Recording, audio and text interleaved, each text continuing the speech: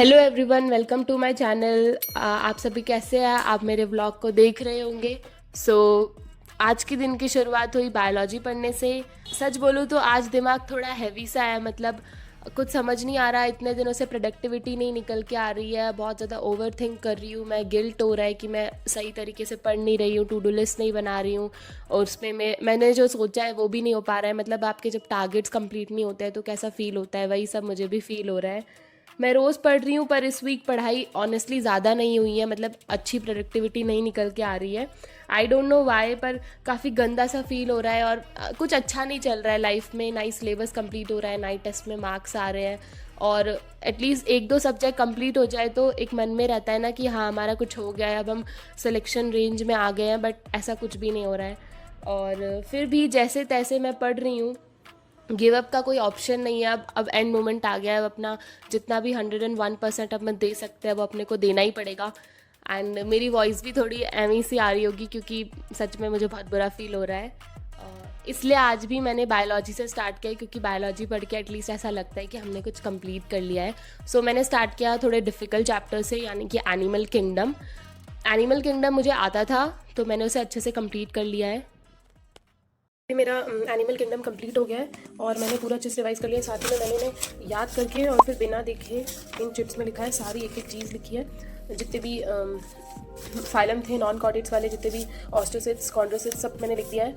और अब जो है वो मैं ये प्लांट किंगडम और बायोलॉजिकल क्लासिफिकेशन साथ में करूँगी। मतलब जो मुझे चीज़ें नहीं आती, जैसे एनिमल किंगडम में मुझे कॉर्डेट्स वाला पार्ट नहीं आता था तो मैंने उसे पहले किया। तो अब प्लांट किंगडम और बायोलॉजिकल क्लासिफिकेशन में मैं वो करूँगी जो मुझे नहीं आता, जैसे कि टेरिडोफाइट्स, ब्रायोफाइट्स, एल्गी, फंजाई, ये सब। उसके बाद मैं चैप्टर की रीडिंग लगाऊंगी। तो अभी मेरा एनिमल किंगडम हो चुका है और मुझे लंच से पहले ये चैप्टर्स करने हैं, तो अभी मैं करूँगी बायोलॉजी क्लासिफिकेशन और प्लांट किंगडम।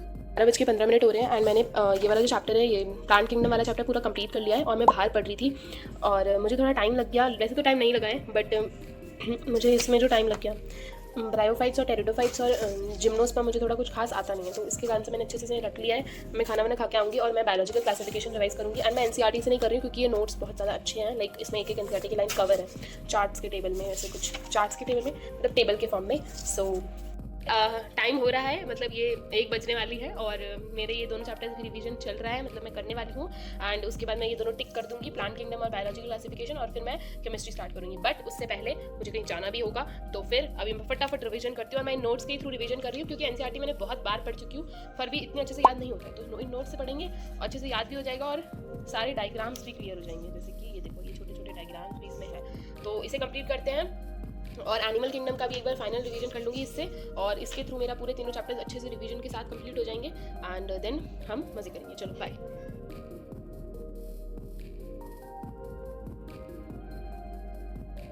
आ चुकी हूँ एंड अब जो है वो मैं अपना चैलेंज स्टार्ट कर रही हूँ। मतलब मैंने खुद से ही बना लिया है एक तरीके से चैलेंज सॉरी। मेरे जैसे कि अभी बताती हूँ मैं, मेरा प्लांट किंगडम हो चुका है एंड बायोलॉजिकल क्लासिफिकेशन हो चुका है।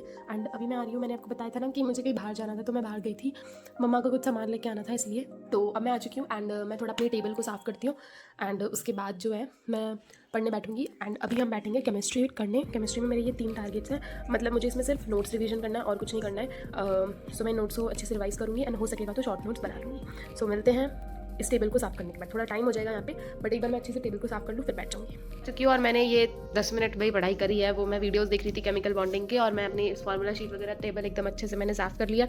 अब मैं पढ़ने बैठ रही हूँ। मैं केमिकल बॉन्डिंग के शॉर्ट नोट्स बनाऊंगी और उसके बाद कोऑर्डिनेशन कंपाउंड और फिर पीरियोडिक टेबल। मुझे 3 चैप्टर कंप्लीट करना है, उसके बाद मिलते हैं। चलो बाय।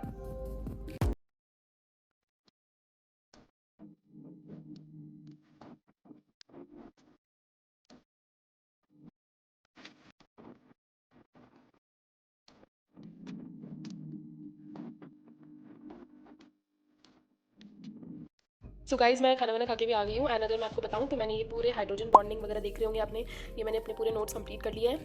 सो देखो यहाँ ये सारे नोट्स एंड तो ठीक है। ये देखो आइनिंग, ये सब चीज़ें मुझे थोड़ी डिफिकल्ट लगती है। सो मेरे नोट्स कंप्लीट हो गए। मेरे नोट्स 8 बजे ही कंप्लीट हो गए थे। सो अभी जो है वो अभी मैं फिजिक्स पढ़ूंगी। फिजिक्स का लेक्चर देखते हैं कैपेसिटेंस के रात में। एंड अपना जो भी हाँ, मतलब मेरे 2 लेक्चर्स हैं अभी, उसे कंप्लीट करके सारा होमवर्क डीपीपी एंड फिर सो जाएंगे। ठीक है, मिलते हैं।